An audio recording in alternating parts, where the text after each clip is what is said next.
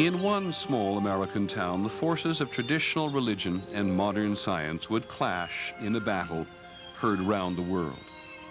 Here in Dayton, Tennessee, in the summer of 1925, one of the century's most famous courtroom battles would take place. John T. Scopes stood accused of teaching Darwin's theory of evolution, that man and ape shared a common ancestor. That was against the law in Tennessee.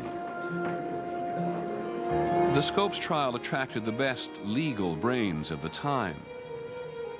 William Jennings Bryan, 3 times presidential candidate and a Christian fundamentalist himself, came to prosecute. Clarence Darrow, the celebrated Chicago trial lawyer, came to defend Scopes.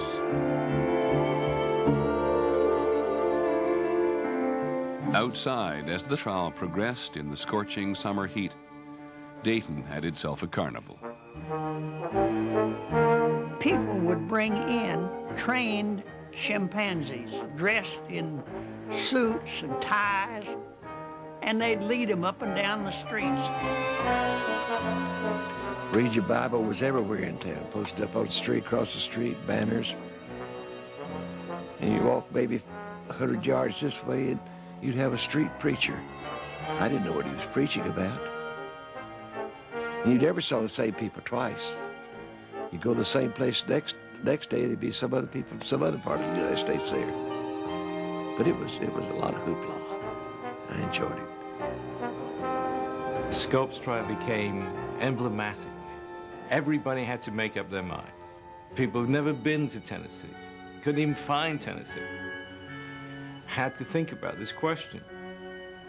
Do I believe in modern science?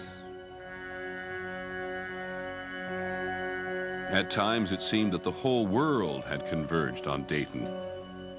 The aisles were filled and the walls were lined with newspaper people from England, from Spain, from France. We had so many newspaper people there that you couldn't stir them with a stick. When all the hoopla ended, John T. Scopes was found guilty and fined $100, a ruling later overturned on a technicality. What Scopes represented and what the world came to witness was a colossal clash of ideals. The cool reason of science seemed to threaten the deep and abiding roots of religion. It was one thing to replace the family mule with a Model T, but quite another to trade Matthew, Mark, and John for Einstein, Freud, and Darwin. For many people, these were confusing times.